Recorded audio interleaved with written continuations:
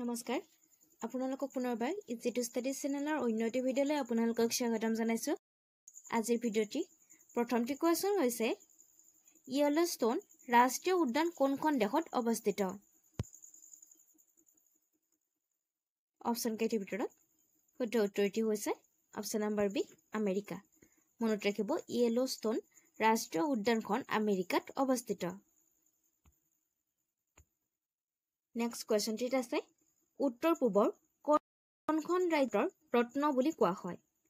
উত্তৰ পূবৰ কোনখন ৰাজ্যক ভাৰতৰ ৰত্ন বুলি কোৱা হয়? অপশ্যন কেইটিৰ ভিতৰত শুদ্ধ উত্তৰটি হৈছে অপশ্যন নম্বৰ চি মণিপুৰক।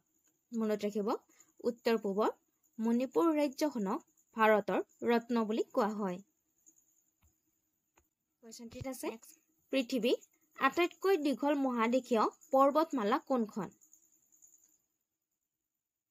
অপশ্যন কেইটিৰ ভিতৰত শুদ্ধ উত্তৰটি হৈছে অপশ্যন নম্বৰ এ এণ্ডিছ পৰ্বতমালা। মনত ৰাখিব পৃথিৱীৰ আটাইতকৈ দীঘল মহাদেশীয় পৰ্বতমালাখন হৈছে এণ্ডিছ পৰ্বতমালা। নেক্সট কুৱেশ্যনটিত আছে অসমত মৃৎশিল্প উদ্যোগ গঢ় লৈ উঠিছে অৰ্থাৎ কোনখন ঠাইত অসমৰ মৃৎশিল্প উদ্যোগ আছে?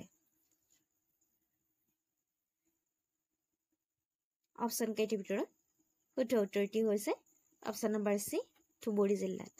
মনত ৰাখিব মৃৎশিল্প উদ্যোগ ধুবুৰী জিলাত অৱস্থিত।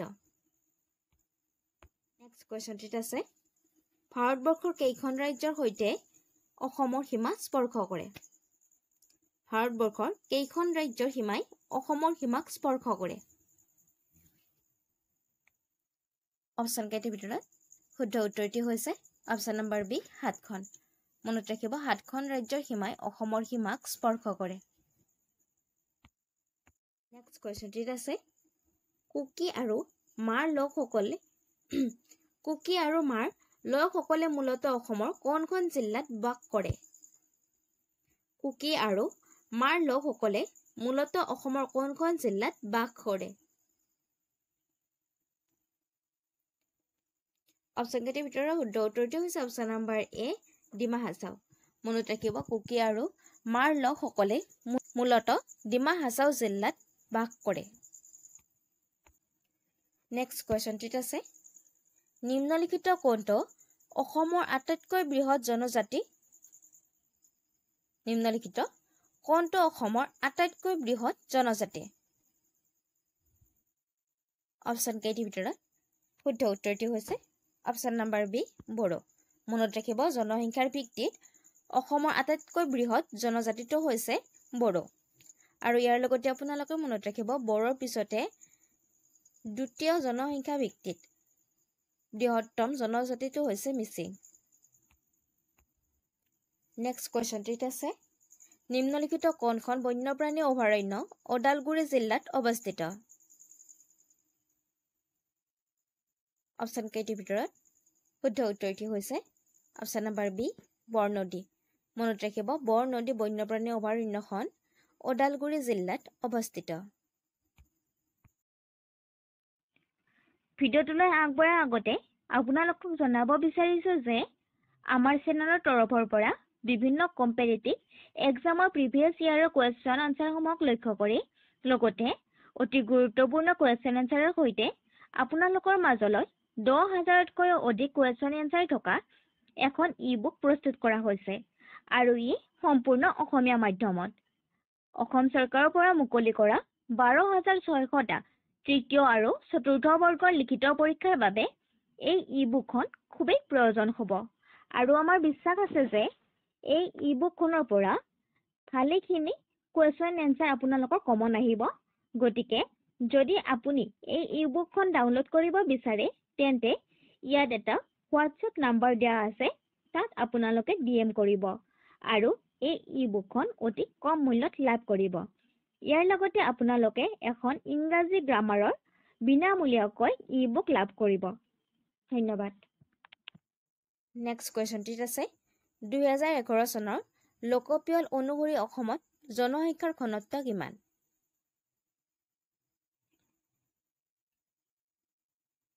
অপশ্যন কেইটিৰ ভিতৰত শুদ্ধ উত্তৰটি হৈছে অপশ্যন নম্বৰ এ 398 স্কুৱেৰ কিলোমিটাৰ মনত ৰাখিব 398 বৰ্গ কিলোমিটাৰ 2011 চনৰ লোকপিয়ল অনুসৰি অসমৰ জনসংখ্যাৰ ঘনত্ব নেক্সট কোৱেশ্চনটিত আছে 2011 চনৰ লোকপিয়ল অনুসৰি অসমৰ আটাইতকৈ বেছি জনসংখ্যাৰ ঘনত্ব জিলা কোনখন অপশ্যন কেইটিৰ ভিতৰত শুদ্ধ উত্তৰটি হৈছে অপশ্যন নম্বৰ বি নগাঁও মনত ৰাখিব 2011 চনৰ লোকপিয়ল অনুসৰি অসমৰ আটাইতকৈ বেছি জনসংখ্যাৰ ঘনত্ব থকা জিলাখন হৈছে নগাঁও নেক্সট কোৱেশ্চনটিত আছে নিম্নলিখিত কোনখন নগৰক ভাৰতৰ চাহ নগৰী বুলি কোৱা হয় নিম্নলিখিত কোনখন নগৰক ভাৰতৰ চাহ নগৰী বুলি কোৱা হয় অপশ্যন কেইটিৰ ভিতৰত শুদ্ধ উত্তৰটি হৈছে অপশ্যন নম্বৰ বি ডিব্ৰুগড় মনত ৰাখিব ডিব্ৰুগড় চহৰখনক চাহ নগৰী বুলি কোৱা হয় ইয়াৰ লগতে আপোনালোকে মনত ৰাখিব যদি কোৱেশ্চনটো এনেকৈ আহে যে কোনখন জিলাক চাহৰ ৰাজধানী বুলি কোৱা হয় তেতিয়া হলে উত্তৰটো হৈ যাব যোৰহাট মনত ৰাখিব যোৰহাট জিলাক চাহৰ ৰাজধানী বুলি কোৱা হয় নেক্সট কোৱেশ্চনটিত আছে বড়োলেণ্ড ক্ষেত্ৰীয় পৰিষদৰ অধীনত থকা 4খন জিলা হ'ল অৰ্থাৎ তলত উল্লেখিত কোন 4খন জিলা বড়োলেণ্ড ক্ষেত্ৰৰ পৰিষদৰ অধীনত আছে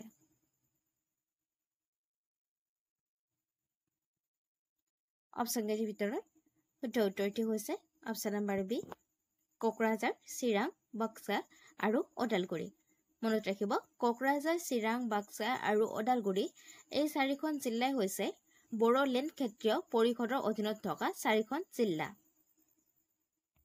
নেক্সট কোৱেশ্চনটিত আছে অসমৰ দ্বিতীয় জনবহুল নগৰ কোনখন অপশ্যন কেইটিৰ ভিতৰত শুদ্ধ উত্তৰটি হৈছে অপশ্যন নম্বৰ চি শিলচৰ মনত ৰাখিব অসমৰ দ্বিতীয় জনবহুল নগৰখন হৈছে শিলচৰ নেক্সট কোৱেশ্চনটিত আছে অসমৰ আটাইতকৈ পুৰণি তেল শোধনাগাৰটোৰ নাম কি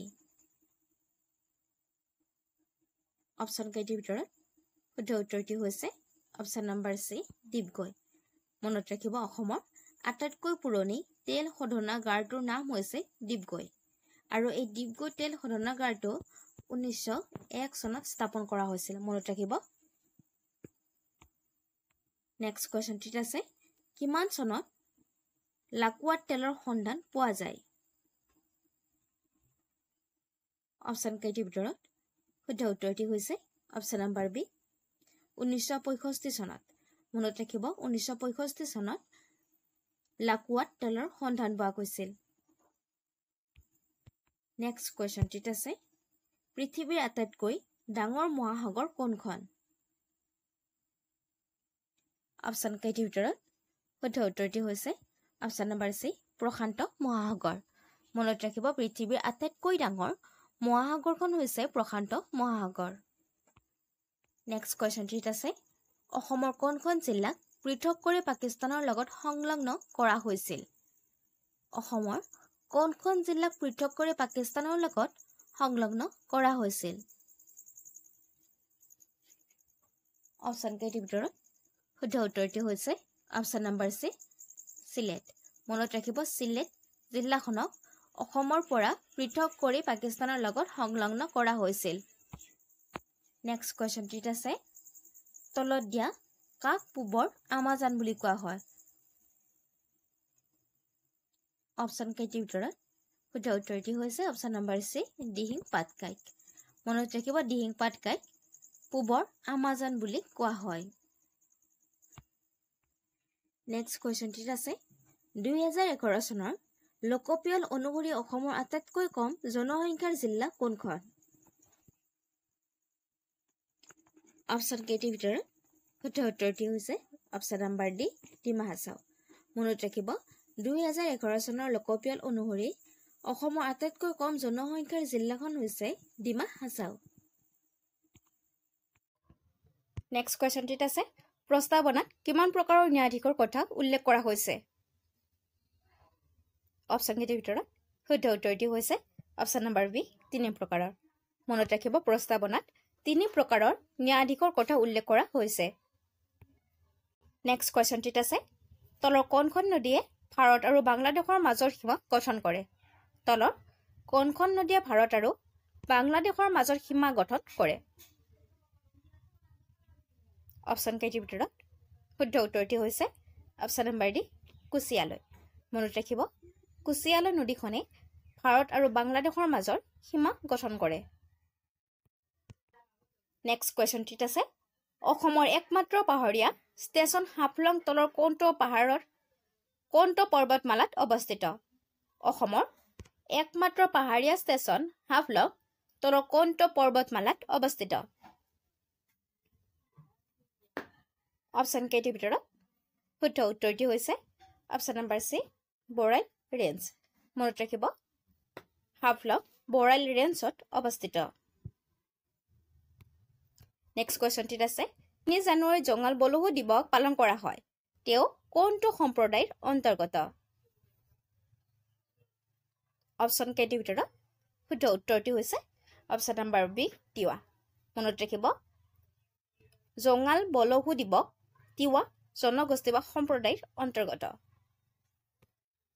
নেক্সট কুৱেশ্যনটিত আছে মহিলা সংৰক্ষণ আইন 2023 অনুসৰি লোকসভা আৰু ৰাজ্যসভা বিধানসভাত মহিলাৰ বাবে সংৰক্ষণৰ আসনৰ শতকৰাৰ হাৰ কিমান মহিলা সংৰক্ষণ আইন 2023 অনুসৰি লোকসভা আৰু ৰাজ্যসভাৰ বিধানসভাত মহিলাৰ বাবে সংৰক্ষিত আসনৰ শতকৰাৰ হাৰ কিমান অপশ্যন কেইটিৰ ভিতৰত শুদ্ধ উত্তৰটি হৈছে অপশ্যন নম্বৰ বি 33% মনত ৰাখিব